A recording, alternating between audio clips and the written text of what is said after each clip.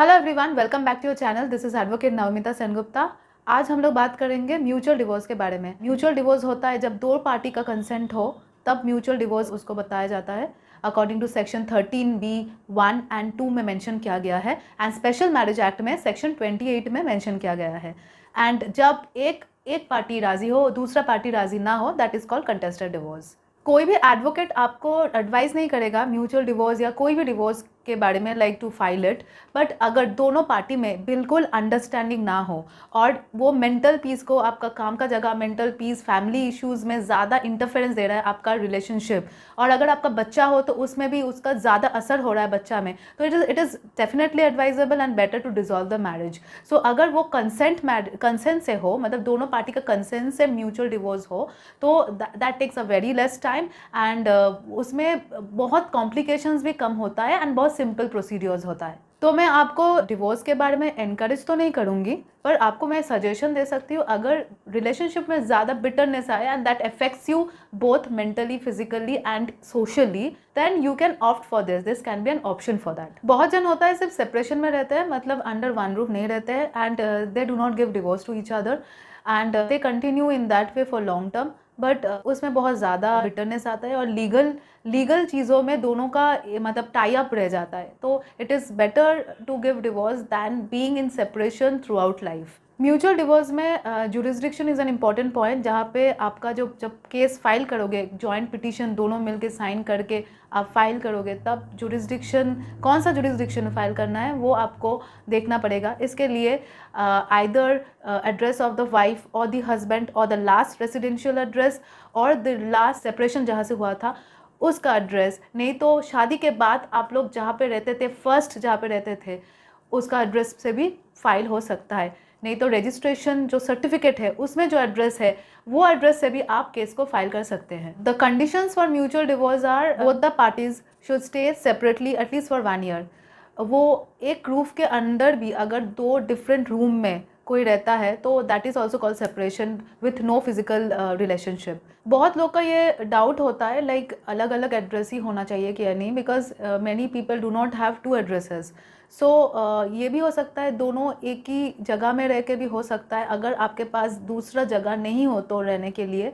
So but as it is filed in a mutual consent way, so mutually इस चीज़ को like you can do it. But most important part of mutual divorce is that both the parties should have consent in the joint petition, क्योंकि आपको जब जज बाद में पूछेगा कि इस पिटीशन में आपका कंसेंट था क्या नहीं, आपको उसका जवाब देना पड़ेगा। अगर कोई भी पार्टी बोलता है लाइक मुझे टाइम चाहिए, ये सिग्नेचर मेरा कंसेंट से नहीं हुआ था, फोर्सिबली किया गया था, then mutual divorce is not granted. अभी म्यूचुअल डिवोर्स कोई कोर्ट में 1 मोशन में, आफ्टर फाइलिंग 1 मोशन में ही होता है, बट बहुत सारे कोर्ट में 2 मोशंस में होता है। दैट डिपेंड्स, एज बहुत सारे कोर्ट में 6 मंथ्स एक टाइम रहता है cooling period, separation, judicial separation period, but बहुत कोर्ट में बिफोर 6 मंथ्स भी हो जाता है।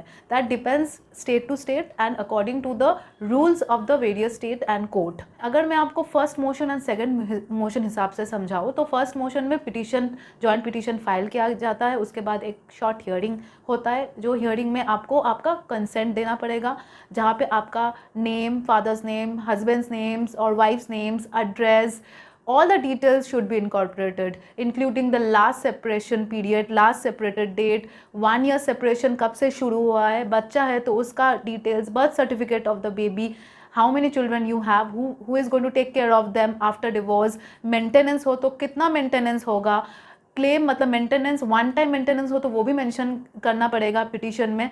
अगर आपका लाइक कोई इंस्टॉलमेंट पेमेंट और कुछ भी लाइक मंथली पेमेंट हो तो वो भी मेंशन करना पड़ेगा, मंथली आपको इतना मिलेगा।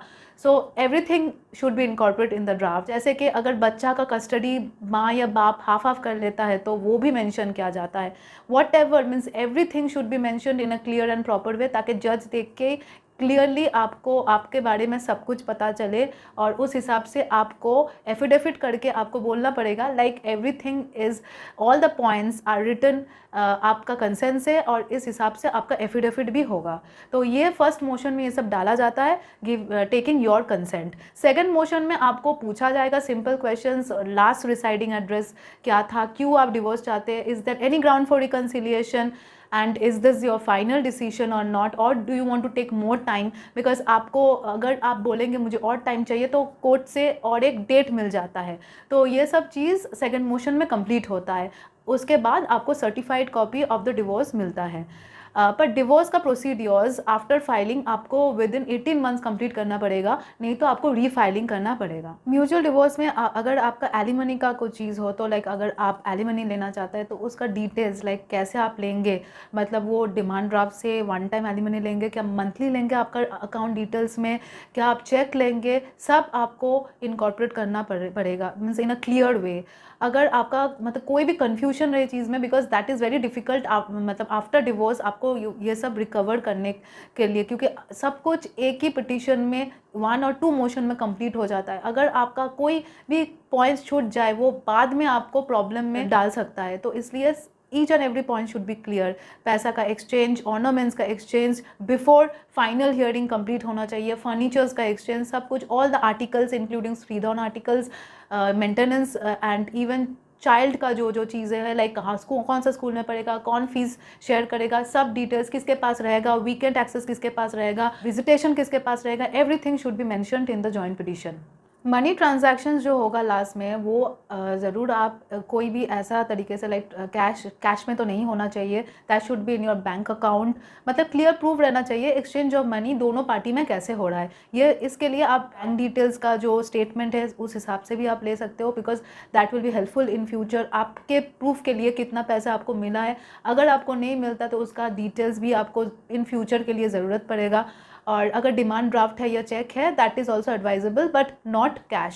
सो this is the procedure of mutual divorce which is very simple, but everything should be mentioned and this should be in such a way ताकि आपका फ्यूचर सिक्योर्ड रहे और आप इन फ्यूचर में कोई भी after getting the decree means the order copy आपको कोई झमेला में ना पड़ना पड़े। So if you like this video please like, share and subscribe. Thank you.